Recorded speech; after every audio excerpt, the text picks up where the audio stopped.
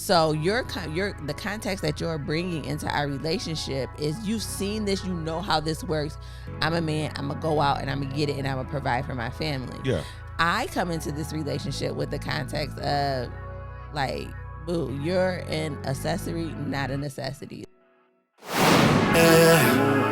I want is you, baby. All I want, all I want, all I want is you, baby. More than I need, what you want, girl, it's yours. Give me your feelings, I just can't ignore. 'Cause all I want is you, baby. Give me your time, all your love, I've been patient. What's going on, y'all? It's your boy Russell the Fourth. Hey everybody, it's me, Brandi. And it is Tuesday once again, which means it can only mean one thing. It is another episode of What They Never Told Us podcast. What's going on, y'all? Full disclosure, I'm going to let y'all know right now that we're trying to muster up the energy. This is a little different for us. This is a morning recording session, which is not usually our steez. And I'm usually a morning person, but I don't got it today. And she's never a morning person.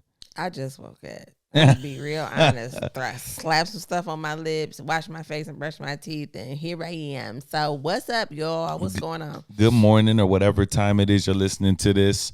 Yeah, you're not a morning person. I try to be. I have to be. I have kids. I have to get up and go to school. I'm now working back in the office. So, like, I have to be a morning person. I just don't enjoy the morning. How do you deal with me? What do you mean? Oh, that's right. You usually go back to sleep. So you don't ever deal with me until you're like, until about 11. You don't bother me. I think the thing that has been not throwing me off, but has changed in my routine as of late is that we get up into a morning prayer call at 6 a.m. So, yeah, I got to start going to bed a little bit earlier because 6 a.m. comes around very, very quickly, Jesus. We definitely need to adjust to like married people. We going to bed early times because this ain't going to get it. But nobody in this family is morning people on your end. Yeah, like my kids have the luxury of like, I'm not the type of mom that's like, okay, it's such and such time, get up. Like if they don't have school or anything, they can sleep as long as they want to. And it's always been like that. Like it's really my peace time. So like when they're still sleeping, it's like 10 o'clock. I'm like, yeah. But when they do get up, they so moody. Everybody just moody. Not when it's the afternoon. It's just just when they get up in the morning. You gotta sleep till 4 p.m. to be chipper. We like to sleep. I ain't mad at it. I just be trying to, and I think that's why you're learning that. Like, I think I'm like learning, like when I'm around in the morning times, I just stay out the way. Like, you know what I'm saying? I'm not speaking. I tried a couple times, good morning, Ian.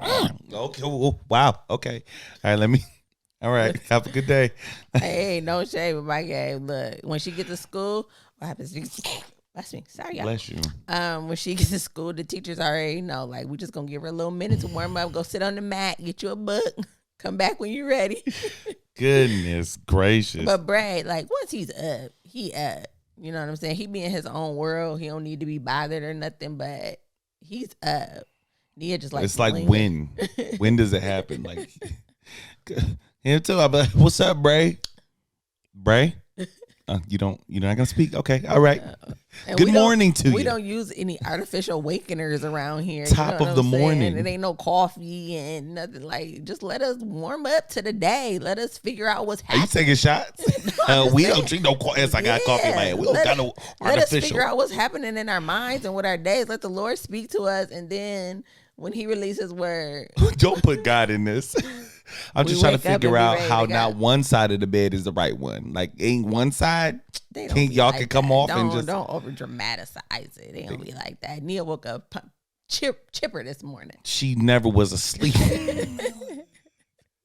That's my theory. Anyway, that's not what we're here to talk about. Nah, we're excited. Don't let the somber mood. I hope the energy don't feel off, because we are excited. We always get excited when we get a chance to come kick it with the tribe, with the people. I want to extend an invite. And I don't know if you are listening to this and you're somewhere in our area. We're expanding the team. Brandi kind of put a little filler out there earlier this week. But as the platform grows, so do the demands of maintaining this platform. And we've been doing it all solo from season 1, everything from uploading episodes to recording episodes and, putting together topic charts and all that stuff. It's a lot of work. We've been doing it solo. If this is an area in which you've always wanted to work in, it's an opportunity. Okay. It's a free opportunity, but we're working and we're building. And as it grows, you could be on the ground level of being a part of this platform that has already done some really great things and some dope things, right? Yeah, basically, I was like, I need an assistant. Like, it is so much. First of all, I have to do my regular job. We both do. We have to do our regular jobs. We have 2 businesses. We're thinking of like 7 others. We run the podcast, and then like content ideas. And we know that there are like media businesses who do, a portion of that. But we're really looking for somebody that's willing to help and use this as a learning opportunity. So it's an internship, as you will, an unpaid internship. I don't like the way you put assistant, unpaid internship. I'm looking to assemble a team. Okay, well, you know what I mean? Looking for something different, because I just need somebody to help me. I think team members help each other. But no, I'm looking to build a team. Like, as it grows, like we have people that are playing a role and work in different areas as it grows. So yes, it's assisting, but we're all assisting one another. Like we're building towards something. So I mean, he doing that thing that they do on Indeed, where it's like it's really a garbage man, but he's like, do you want people to specialist? Brandi, I don't know. Brandi like is planning on sending y'all to get coffee and donuts or something. I didn't say any of that. I just need somebody that's like flexible. We need team members. Somebody that's flexible, that can do multiple things and that can help us as we try to grow. And what I have put out there was just that, like, it's somebody that's willing to, that believes in our brand, believes in the dream, like, and is not looking necessarily to be paid right now, but that's going to be with us shooting in the gym. And then when the lead call and we ready to go, y'all can collect. Y'all can collect. I hate it. Yeah, no, but seriously, I think we both have gotten at times people who are interested in being in the podcast space, have no idea on how to get started, what it takes to do it, and have no knowledge of this space. We've done the groundwork, and we've got a really base level knowledge of what it takes to build a platform like this. So once again, if you're in the area, even if you're not, you want to work remote, it's all good. Hit us up, whattheynevertolduspod@gmail.com. Yes. Hit us up. Let us know if you want to be a part, and we look forward to joining up with you. So, yeah, I feel like I've done enough commercials for the day, right? All right, what are we talking about today, babe? So we came here to talk about like different gender roles inside of our relationship. Yeah. So, as y'all know, a couple episodes ago, I'm not even sure now, we talked about some of the things that we learned in marriage counseling and some of the roadblocks that we've run into. And one of those was finances. And we went to a really deep discussion about, that's right.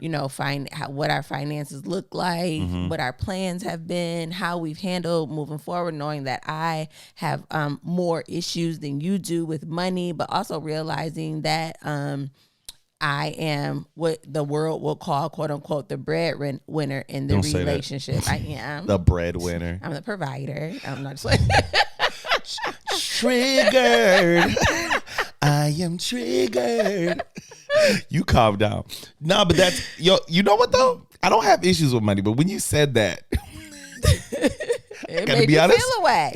Right. You know what? Can I be open? Can I be honest? Go ahead. I felt something. See? I felt something. Like, what you mean? Yeah. Okay, I didn't mean to cut you off, but I had to acknowledge that. In that sense, yeah, I am caught. What the world will you gonna call, keep leaning into it. I'm just saying. I'm not there yet. You know what I'm saying? I'm just trying to get you comfortable. I can't wait till I break up.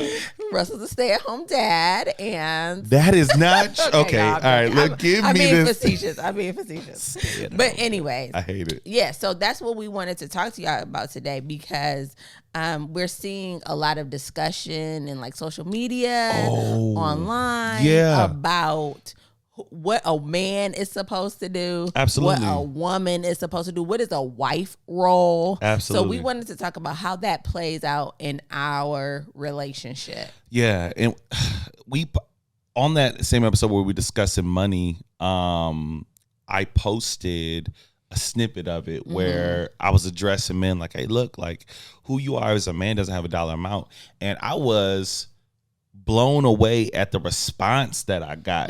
Dudes hit me. They didn't comment below the video. Yeah.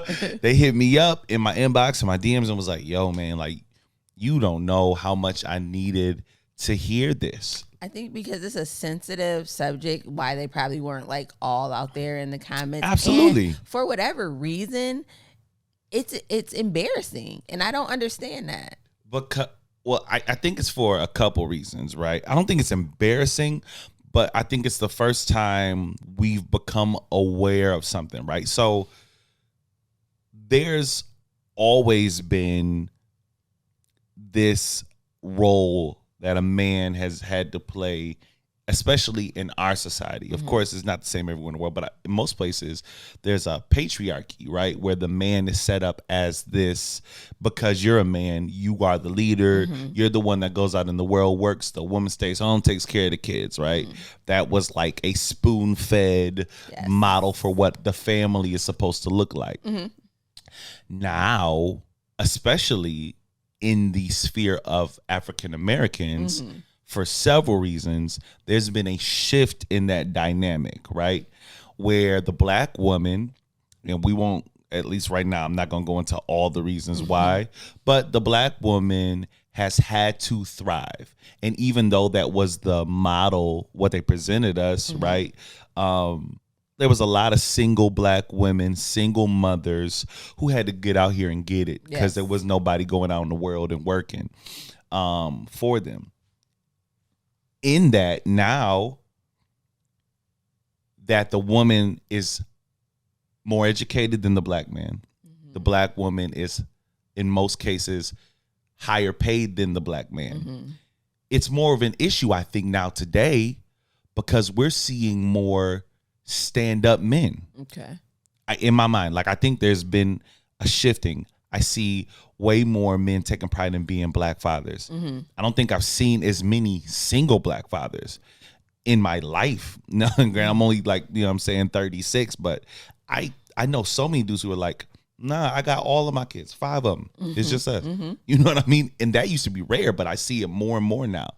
So now there's this dynamic where you have dudes who want to assume that role.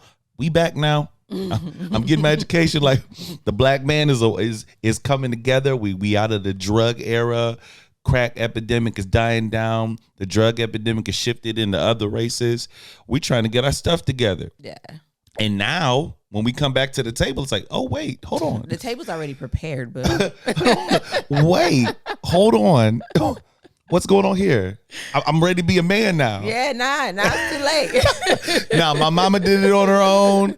My grandma did it on her own. Absolutely. I got my degree on. And now there's this conundrum because I want to do it. I have all the desire to do it. Society tells me that I'm not a real man if I can't do it. But you smoking this thing. Like, so let's talk about that because we deal with that in our relationship. So, and you come from a 2-parent household, where your dad and your mom both work, but you saw your dad like by any means necessary going out and getting it. You know what I'm saying? Your dad is a ex NFL player, but came back out of that and really into a world that, you know, he just had to work. Yeah. And so he worked and did what he had to do to provide for his family. On the other end, me, it was all on my mom. Like, she did everything. So the context that you're bringing into our relationship is, you've seen this, you know how this works. I'm a man, I'm gonna go out and I'm gonna get it and I'm gonna provide for my family. Yeah. I come into this relationship with the context of, like, boo, you're an accessory, not a necessity. Like, where you here, and I'm just saying, this is my context, it's not how I feel. I said context. That is not how I feel. In my head, I said, I'm about to flip this. I'll flip this whole table. I cut this camera off. That's not how I feel. You Clarification. That's what you're But for real, like, what you described is that same scenario. Like, when a woman has been providing, she's been taking care of her family, she's been the one to go get it always. When a man comes in, it does feel like more of an accessory. Like, you're here, it's great that you're here, but you're not a necessity. Like, if you leave, things are still going to occur. And so in our relationship, I while I don't feel that way in my heart, I do think that plays out a lot in some of the things that we struggle with. So, like, for instance, we had a conversation the other day about you feeling like it's just hard for me to receive information from you, and how you feel like the things that you're trying to bring to my life, like, you feel like I don't find value in them.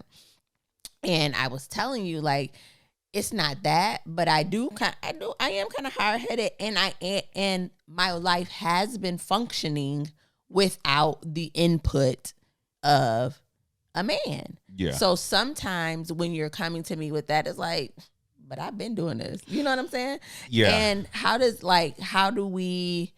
have we been working that out? How have we been navigating that? Because after that conversation, I think it was an eye-opener for me. So for me, right, like, and you touched on this, like, my mom always worked.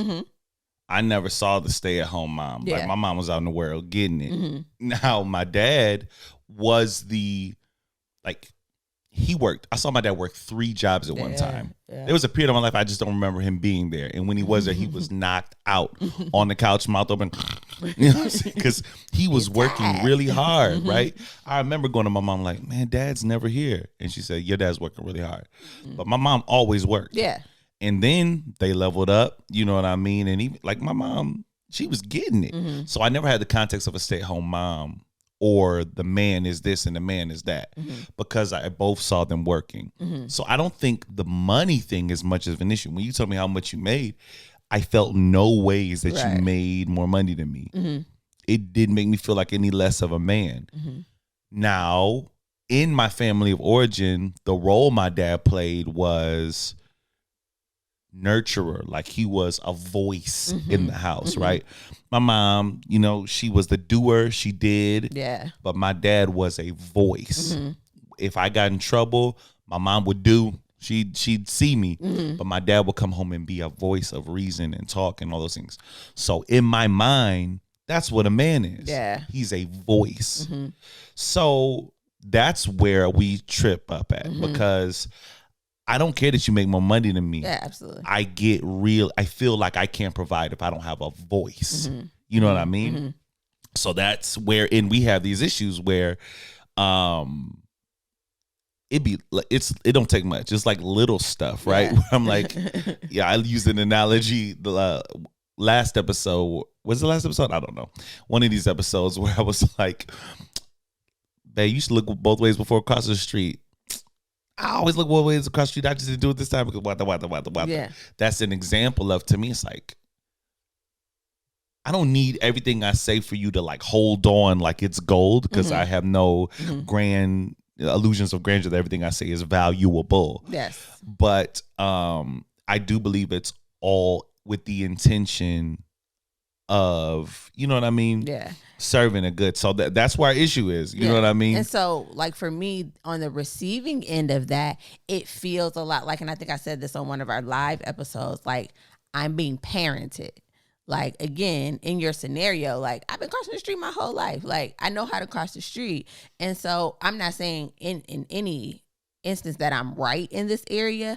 But again, when we talk about the context, it's like, I want you to feel and to know that you are a voice. I do listen to you. I value what you have to say, but I also don't want to feel like I'm being parented, because I have made a substantial way for myself, you know what I'm saying, on my own. So we have this like power struggle in that area, and I think that it stays locked up in our heads most of the times until, you know, something happens and we have to talk about it. So it's helpful to clarify what being the husband in this relationship, what being the provider in this relationship, what that means to you. Because when I have that understanding, then I know how to tailor my behavior. You know what I'm saying? I know now that everything that you say doesn't necessarily exhibit a response from me, especially when I agree with you. But when we don't address that, when we don't define the roles in our relationship, the lines get blurred, and then we have that, it wasn't an argument, we have that discussion that we had the other day about, you know, how just my general responses make you feel. Yeah, we definitely, this is something that we're real time working through, and I don't have an answer, you know. And this one thing I love about this platform is because it's not a soapbox. Like, this is what you're supposed to do. Right. This is opening up our lives so y'all can see, like, nah, this is something we're dealing with. I don't got the answers. I don't know what to do, because this is my story that I've told myself. And I don't know if it's accurate, but this is just where I land when I think about our scenario. I see so many areas where we run into this issue of you've never having a man in your life that actually plays that role. Yes. So you don't know how to receive it when I do it. So me taking and imputing things feels like parenting, right? Versus just, you know, somebody insight. who wants to help. Insight or like, hey, perspective. And I don't know. I don't think we can function like that. Like, if every time you're like, babe, hey, look, when I'm gone, it would really mean a lot if you like did the dishes. If I hear that and it sounds like parenting, when it's just, hey, we live together and we have to maintain a household, and this is how this is what I need from you as someone that I do life with. That was a bad example, but I understand what you're saying. Well, that's a real scenario. I remember you said that to me one day. If I heard that and it sounded like parenting. You saying that to me. No, you said that to me. Yes. But if I heard that and it sounded, but that's something like, and you didn't say it like that. Yeah. You said, hey, when I'm gone all day, and I'm just saying, if I come home and you're sitting here and the sink's full of dishes. I said in the future. We're missing some words, but this is the tone in which you said it. It was very much, it definitely put me in the mind of Brenda Davis, but I knew what you were communicating. Yes. Now, in our scenario, I came downstairs, it was 11 o'clock, the door was unlocked. I came upstairs and I said, you know, you don't lock your doors at night, or something like the tone of like, you go sleep, like, you don't care about your doors being locked up? Yeah. That's not a parenting tone. It's just like, yo, you don't lock your doors. But if you're telling yourself a story about what I'm saying, this is something we have to cross, because this is my context as a man. Yes. That I'm able to speak and say things that are valuable. But if you never can receive that, I don't know what my role is. I'm not bringing the most money in. Yeah. I'm not walking around here like, you know, King Tut, you know what I'm saying? Like, I'm the man, you know what I mean? So yeah, it's difficult. Like, we're not sitting here pretending like we have the answer. Like, I don't know what to do. You know what I'm saying? I do know that the basis of all of it, the resolution to all of our issues, is that we have to talk about it. And so before the other day, I don't think that we've had that conversation of how it makes you feel when you feel like you're just adding you're giving valuable advice to me and it feels like I'm not receiving it or I'm not taking it in.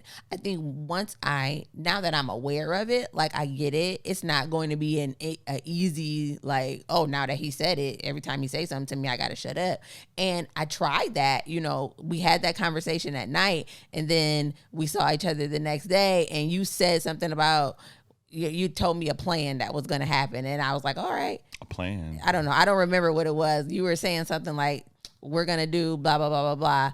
And I was like, okay. And you was like, well, you don't have no feelings about that? And I'm like, you asked me to not, bark back every time you say something. So like, I'm good. The fact that you heard what I said and heard that I don't want you to have an opinion. No, but I was fine with it. Whatever you had said, I was okay with it. But I think you're used to a long, drawn out process. Nah, you was just that. So I was like, no, at the time you were napping. But for real, I was okay. Yeah, I know. But I'm just telling you, at the time, it just seemed like I didn't know if you even heard me because you were like, yeah, I was like, did you? Like anything? Like, did you hear me? Like, are you awake? I said, I'm good. Like, it's fine. Do that. So, it's a balance because I think you're used to a certain response from me. Yeah. And if I just shut it off, it feels like I'm being just obedient. You know what I'm saying? And I'm denying a part of myself. For sure. So it's hard for me. Cause again, I've been the one running things for my family. Even when I was in my previous marriage, like I was the one really directing what was happening with the family. So it's a different role for me. And I'm trying to like baby step myself into it. But at the same time, like, because we didn't define those things, now we have to kind of undo what's already been created. So if in the beginning we were like, look, this is what a husband means to me. I know you make more money than me. So like, I need to know that I can provide in other ways. And this is what providing means to me. And that's what the pastor had asked us one time when we came up with this issue was, for you to define really what being a provider means to you. Because once I have that context and that definition, then I can make sure that my actions or even my verbals aren't stepping on that. But if I don't know that, listen, I'm kind of a boss, you know what I'm saying? In everything that I do. So like, if you give me the leeway, I'm going to take it. I'm going to speak bluntly. Go ahead. And I'm doing it for the purpose of, because I think this is valuable to the people that listen. Absolutely. There's only so much that talking about a thing can really bring about a change. At some point, it's about implementing that change, right? At some point, like, we get perspective, you give your perspective, okay, but once we're there, we got to make a decision on how we're going to move forward, right? Absolutely. And for me, I feel like, I could be totally wrong about this. I feel like it's about to leave my mouth. It comes off very like, it sounds very like. Yo, you here now. You might as well say it. I'm going to say it. I feel like the things that I'm fighting for are noble, right? Like I remember we had a conversation about like my love language being touch, right? Right. But then we walked up on the revelation that, I've never have a man like who's huggy. And so when you come in the house, like I need a minute to like settle my mind into, all right, there's a man here. He's coming up to me to hug me, right? That's a over dramatized scenario, just saying. I was like, okay. But at one point, your context of affection in a man just looked like sex. Yeah. Versus I just love you touches. Yes. I need to know that who I am is something that you're ready for. And that 10 years from now, I'm not fighting to hug you and tell you that you can be great. Right. And you're not fighting me on things that are just me trying to be a good man. Absolutely. And I think that's valuable to the audience because you have to do the work. And this, when we say do the work, I know it's kind of a vague thing. And someone on one of our posts said, like, how can you ever like be ready? Like, can you really work on it? This is the work. Like unpacking, why do I feel a way about something? Or when you do this, it makes me feel a way. I don't really know why, but I just know it makes me feel a way.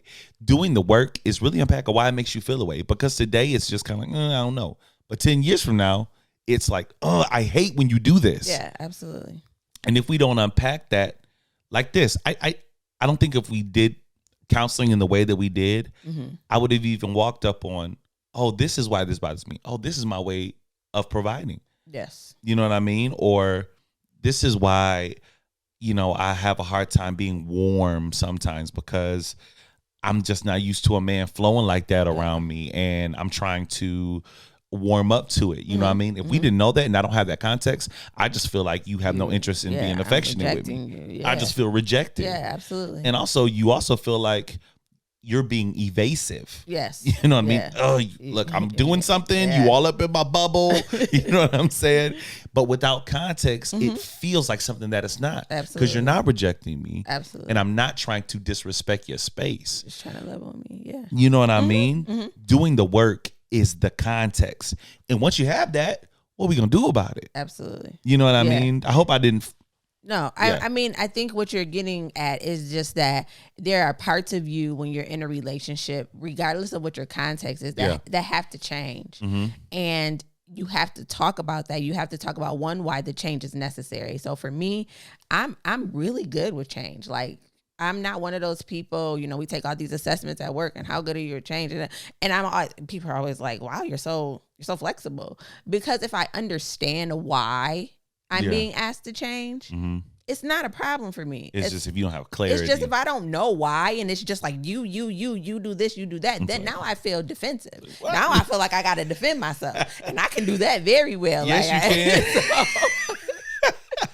So if I'm feeling backed into a corner and I'm feeling attacked about who I am as a person, you know what I'm saying? My only solution in my head is just to swing back. But if we sit down and we say, look, when you do this, it makes me feel like this. And in order for us to be successful in the relationship moving forward, I need this. Yeah.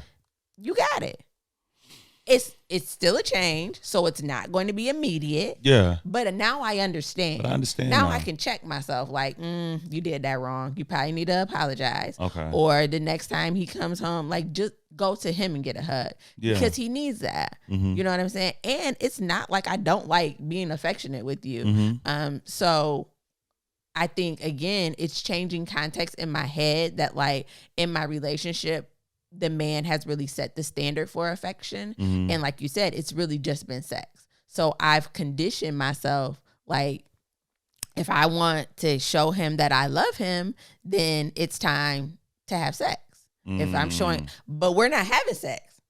So like, where does that come? How do I show it? You know what I'm saying? So it's changing a context for me. For sure. And I think that's why you see me like cuddle up next to you, and you know what I'm saying? Because I'm trying to change it in my head versus you're very affectionate. He don't want to touch me. I mean, it is. I think it's something that's always been in me. It's just you got to warm up. But it's been dormant. You just got to warm up. Yeah, and I don't like being interrupted when I'm doing stuff. So that's a whole nother thing. I've learned but right, it kind of takes that like meeting in the middle, right? Yeah, where absolutely. It can't just be how I like it versus how you like it. Yes. It's like a meeting in the middle of a compromise. Expectations versus reality, right? Like I know how you work, I know how you work, but there's that compromise, right? Like, yeah, of course, I'd like to just come right through the door, drop my bags in, babe, like you just run up and jump on me and I'm holding. Baby, like, I just love that. It's a very pretty picture, right? You know what I mean? And I also know that you, when you're task oriented, when you're in the middle of something, you want to complete that task, right? So it can't be either just one way. If I come in and you're doing dishes, or even if you're like just chilling on the couch, like I know not to just come in and now, you know what I mean? Jump on me. Hey, babe. Like, I know not to do that, right? I know to just give you a minute. And it's that like willingness to give up your way and find a new way. I think that is like a key to success in all relationships. And I think it's important to mention that the compromise may not be you getting any of what you need. The compromise is that you're dropping what you need. So for me, when we talk about the ways that you provide and being that voice of reason and that knowledge point and being able to speak freely and know that it's being received, like even if we've seen it, even if I agree, I feel like I still got to add something to it. You know what I'm saying? So knowing now that what that makes you feel like, I know that I have to cut a part of me off. You know what I'm saying? I have to be like, yo, in this space, this isn't necessary. You are free to give your opinion, but it has to come with an affirmation that I hear you and I value what you're saying. And it's going to cause me to change a part of who I am for the better, I feel like, because nobody wants to deal with anybody who they feel like isn't teachable. But like, I have to change. Well, obviously, you didn't let me finish. I'm sorry. I have to change what that means in my head. Yeah. It's not you taking a teachable moment to help me, to correct me. It's just to help me be better. But again, it's a change of context in me, and it's a change of who I've been for a very long time. When we that really has to die down. When we had that conversation, you kind of not check me, but you show me. Because in my mind, the way I left those conversations, I felt like, dang, like she be like, she don't listen. Shut the up. You don't know what you talking about, blah, blah, blah, like whatever. That's how I felt. Now, clearly, that's not what you said. No. That's just how it landed in my spirit. But then you were like, no, but remember we had this conversation and say, yep, now look, didn't I do it? And I was like, well, yeah. And, said, and what about this time when you said blah, blah, blah? I was like, yep. Did you see that I was like, wow, okay, yeah. So it's like, you showed me like it's not like I don't value what you're saying. Absolutely. You were in your mind, it was like, there's a disconnect. Like I'm just kind of wired to kind of like push back a little bit. Yeah. You know what I'm saying? Or I ain't push back, but. Just give my opinion. Yeah. Yeah. So it was good. I'm curious. Let's talk about, in your mind, what is the role of a woman in a relationship? Not a woman. I don't want to generalize that. A wife. Well, what's your role as a wife? Because I think that's my different for some role people. as a wife in our family. Yeah, and can I say something? I don't want you guys to misconstrue this as we're communicating what it's supposed to be for everybody, right? We're talking about in our specific relationship, right? So I'm not knocking stay-at-home dads. You know what I'm saying? If that's what works for y'all relationship, fine. I don't know if I can do that because it's just not my context. It would make me feel a way. And I don't think that's right or wrong. That's just me. But I want to clarify that so people aren't hearing this and saying, like, I ain't doing that. I would never. But I'm going to stop clearing the air. Let them people feel how they feel. It's going to land how it's going to land. It's going to land how it's going to land. Take it how you want to take it.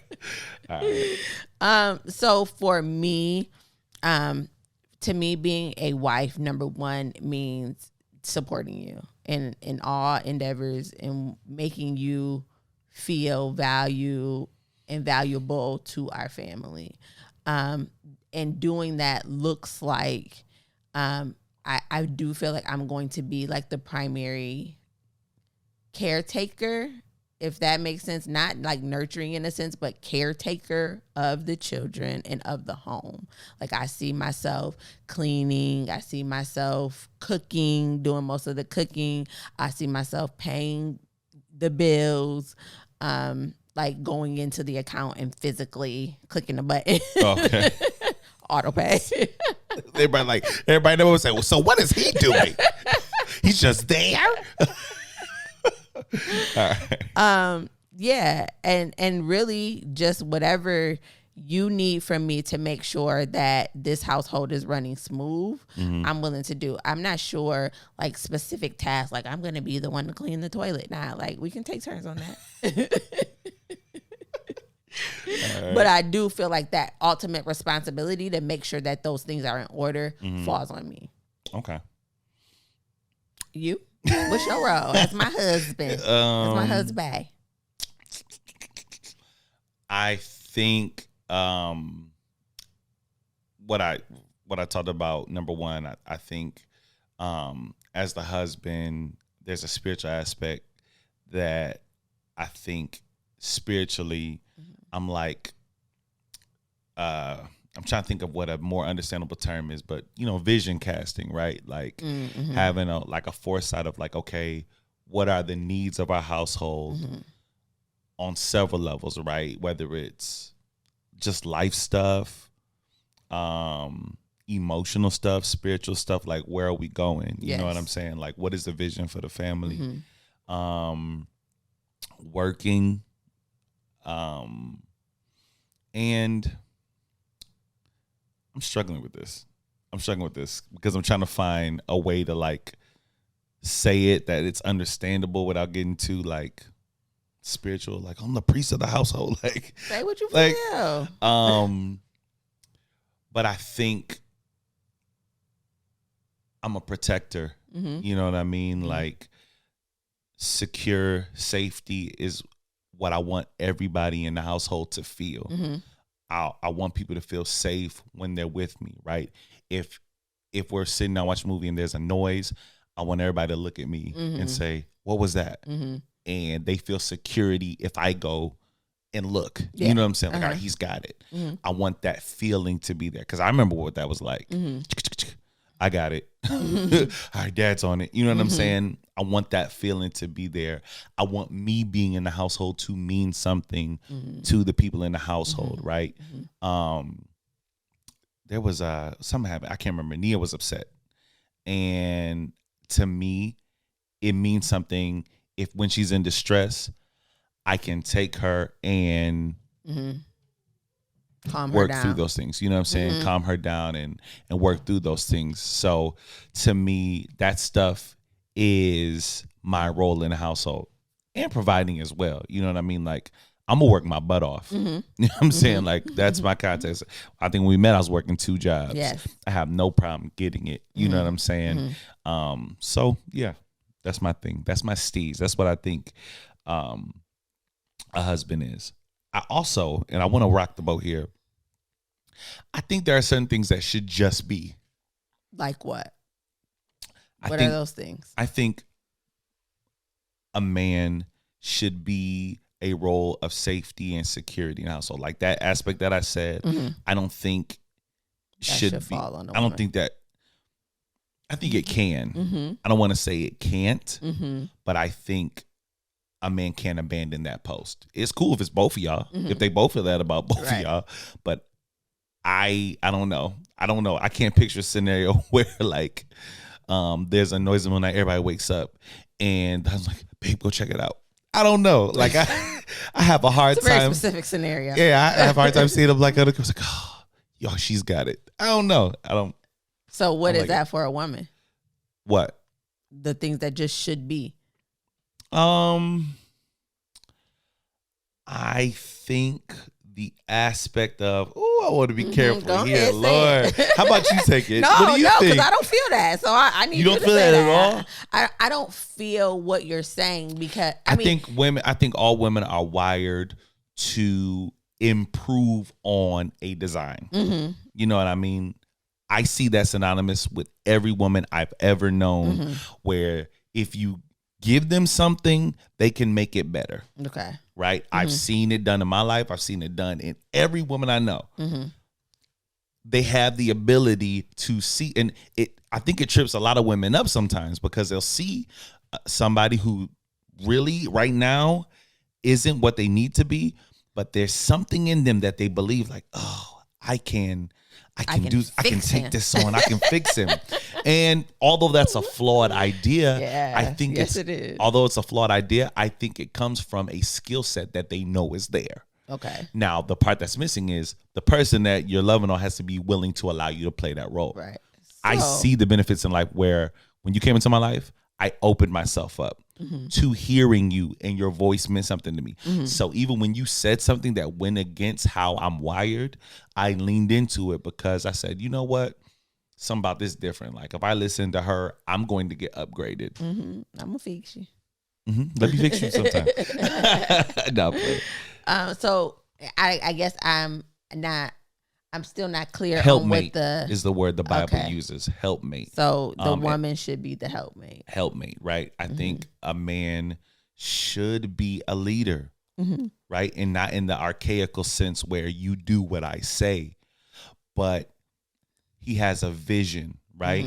So if the daughter if you have kids together and your daughter might be struggling in the area, and maybe mom might be more wired. I'm not saying all moms are like this, but maybe mom's more wired to just, hey, it's gonna be okay, woo woo. But dad can say, hey, look, this is an area that we need to do X, Y, and Z, right? I think we had an uncomfortable conversation the other day. We were talking about the kids, right? Where my perspective was one of, we might be seeing something. Let me give some insight on what we might be seeing. You know what I mean? I think moms are just in the moment of, okay, what can I do to help right now in the moment? And I think dads, fathers, husbands have vision. I think they should have vision.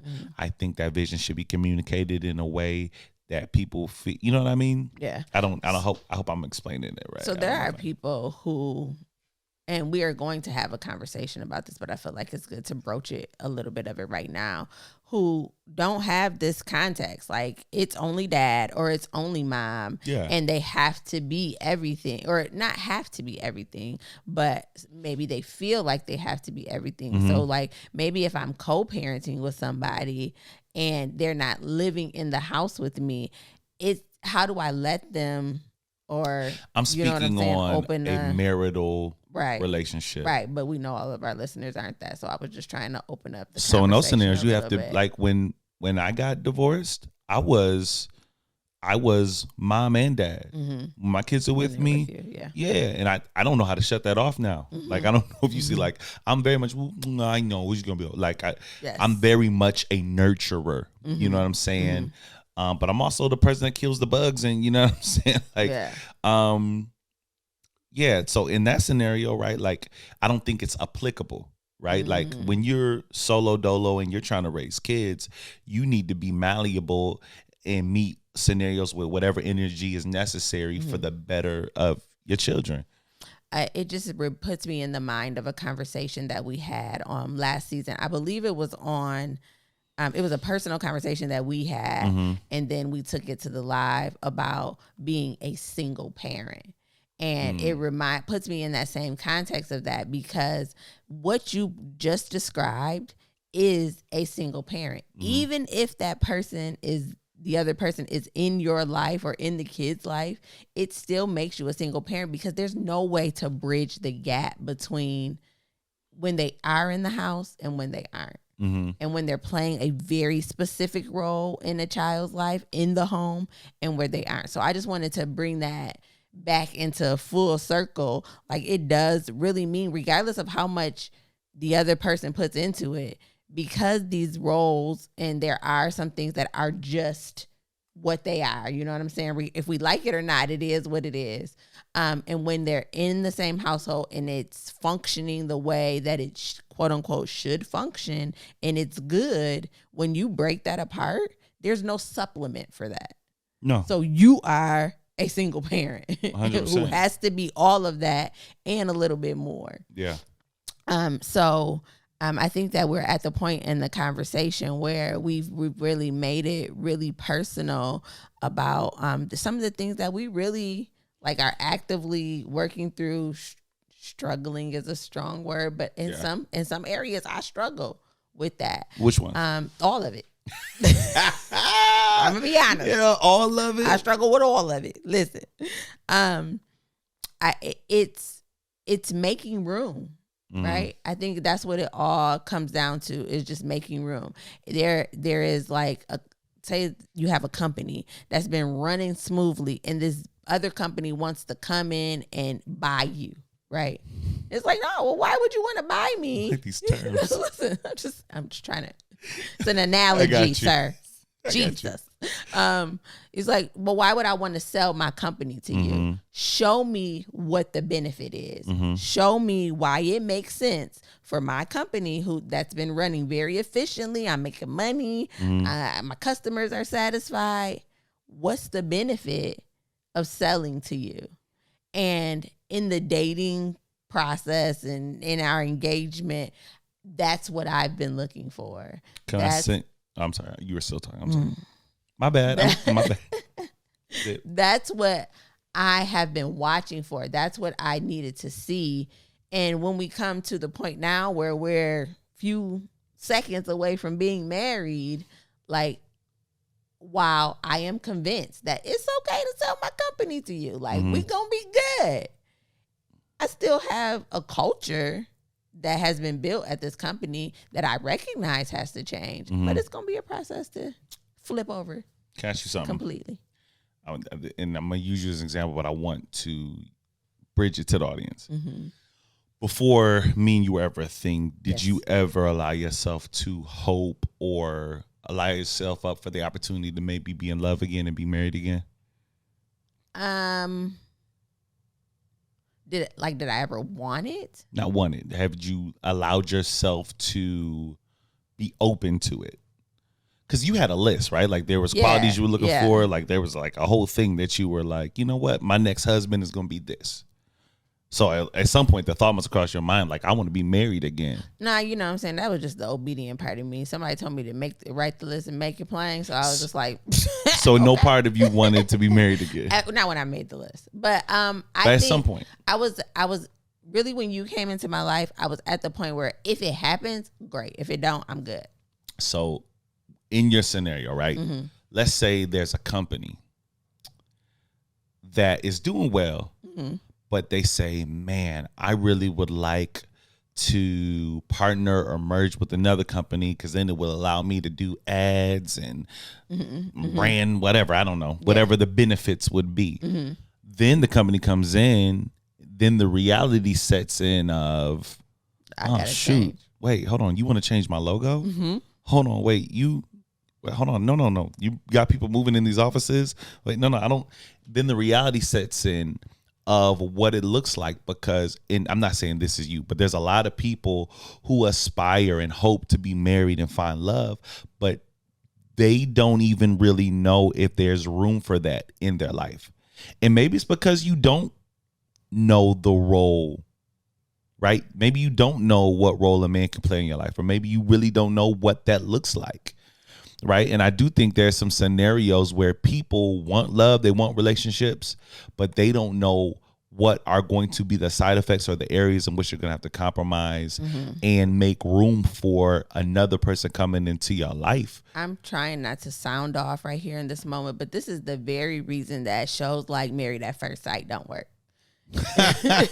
Don't be hating on the show. It's great entertainment. It is great entertainment, and there are a few lucky couples who make it out of that unscathed and are thriving. But in the general sense, it's not enough to just want to be married. You have this grandiose idea of what being married is, but the reality is it's probably only 2/3 of it, maybe even less of what you think it's going to be. Yeah. There's a lot of sacrifice. There's a lot of compromise. There's a lot of shut up and just listen. And you taking 3 months to get them there. Yeah. Like, it's just so unrealistic. So we are currently watching this season, and there is a couple who is struggling with gender roles.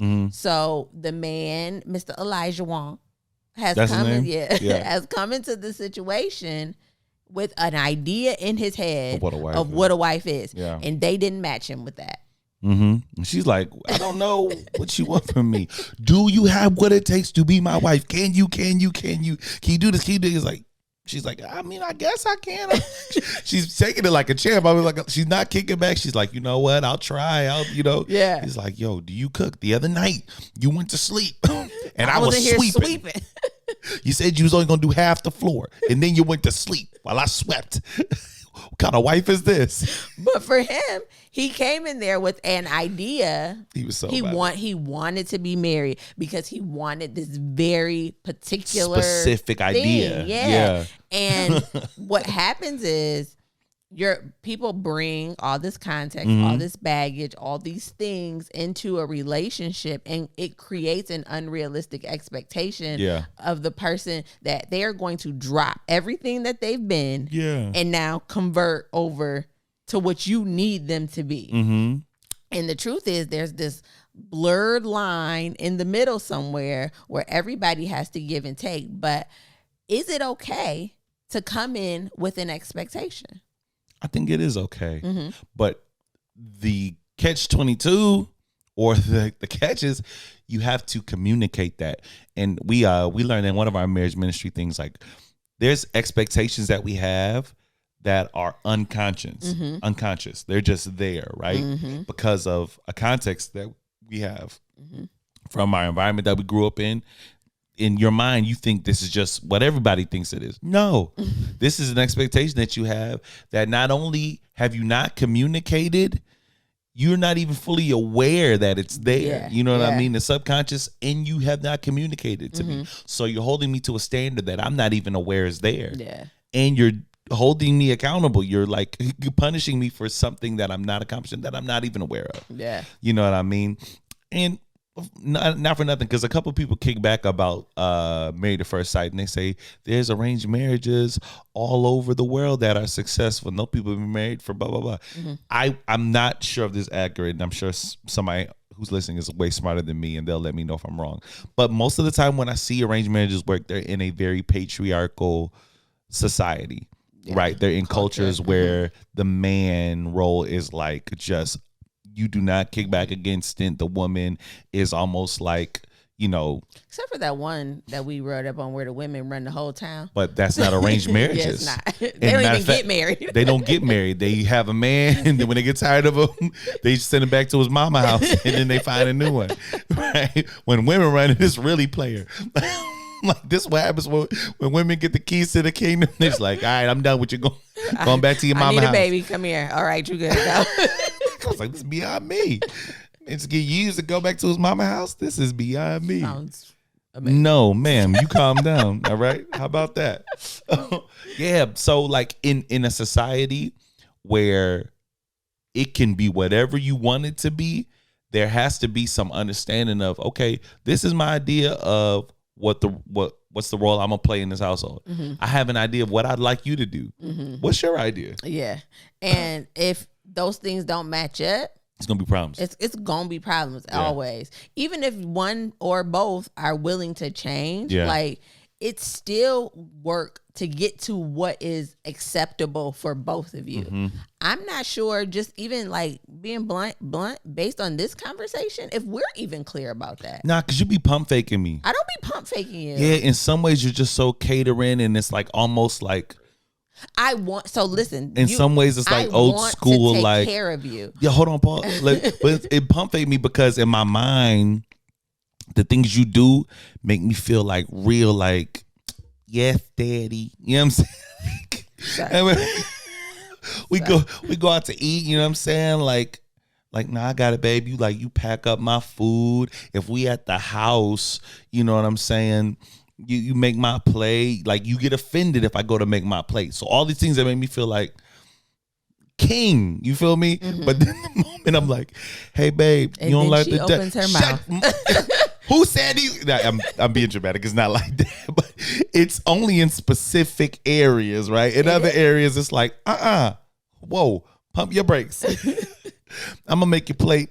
But don't you dare try to have some feedback here. You know what I'm saying? I'm being dramatic. Of course, that's not always. Yeah, that's not how you come at me at all. But yeah, it's kind of like a pump fake. It'd be like, psych, nope. It's all the way to tailor you into a submission. Oh Lord, it's working. It worked. Show your finger. Look how you got me out here. This is beyond me. Come on. You should write a book. A little dazzle. Give him the blueprint. Give him the blueprint. Man. But I think that for us, it's really going to behoove us to continue to have the conversations about what it really means, because we recognize that we bring this context in, and we have this specific dynamic that is set up really in our society, but is really evident in our relationship. Yeah. And the traditional providing man roles are blurred a little bit. Now, it's not like you don't work. It's not like you don't contribute. You know what I'm saying? So it's none of that. But there is a certain chest pumping that comes with the amount of money that you make. And how does that not play a role in your relationship? You can't put your manhood on money. You cannot do that. Your womanhood. I'm not going back into that. Yeah. But the world, society has put so much pressure on men, especially in America, which is a society of greed, right? Money is just, I'm not even going to that, but you cannot place your manhood on money. I'm not going to go back to the script. If you want to see it, go back a couple episodes, okay? Or go to Instagram or TikTok. It's on there. Look at push the button. There you go. Push the button. But there's just, it's impossible for you to put all of who you are on something that's so trivial. Money gonna come, money gonna go as long as you living. You know what I mean? There's so many people, like, I remember when I was learning about the Great Depression, people lost their money and there was men jumping off the top of the roof because they lost money. Yeah. You know what I mean? Think about how powerful that thought is when it's taken away. You don't even see your purpose for living anymore because I lost wealth. Ain't no way in the world. Ain't no way in the world. I know what makes me a man. And it has nothing to do with how much I bring in. Now, as a man, there's no way if I'm living in a household, if we're not good, that I'm sitting and I'm chilling. Yes. That's not what I'm saying. Absolutely. You got to get it. You know what I mean? I'll work 2 or 3 jobs. My kids might see me very limited. Like I saw my dad. But the household is going to be good because I put that weight on my shoulders. And that's what makes you a man. And to me, like, a successful 2-person household marriage is when both of y'all had that mentality. Like, I want my man to always feel like whatever the situation is, I'm going to go get it. But I also need for you to know that, like, me too. Like, I know how to make some stuff shake. Like, if nothing else, I know how to get some money. You know, I know you do. So, but listen, I will slang some cookies.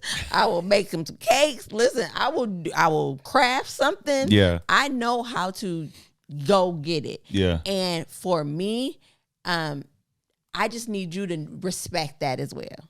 Like, I need you to respect my go-get-itness. I hope you don't. I know. I'm saying in my relationship, in our marriage, like, I need you to know that, you the man and you gonna provide and you gonna go get it. But listen, I'm gonna be right there behind you, like, here goes some more to add to it. No, I'm it. not the woman that's gonna sit back and just be taken care of either. There's a lot of dudes. I didn't know this, and I wish I would have had the foresight to play some of these audio clips. Because the moment we posted our push the button episode in that clip, I kept seeing episodes and clips of men spewing just toxic masculinity. We're gonna play some of them tomorrow for the live because I want y'all to weigh in on this.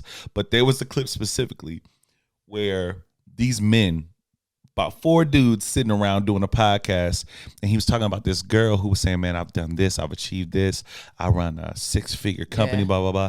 Now all I need is a man that I can, someone I can share life with. And they laughed like it was so undesirable. There are men who that quality that you were just talking about, their masculinity is so fragile that they can't even be with someone I've been in who's accomplished.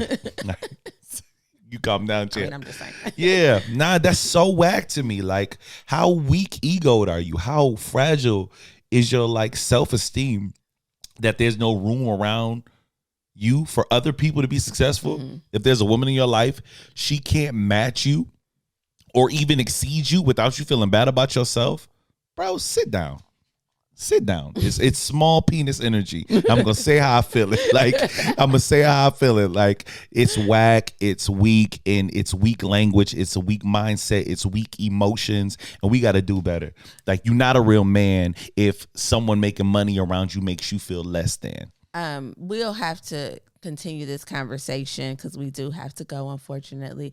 But there is an aspect of that I believe women, and I'm specifically talking about Black women, have created because we have why do we not taken talk about this over already? This power struggle in our families. We have the ability to make men feel like they add absolutely no value.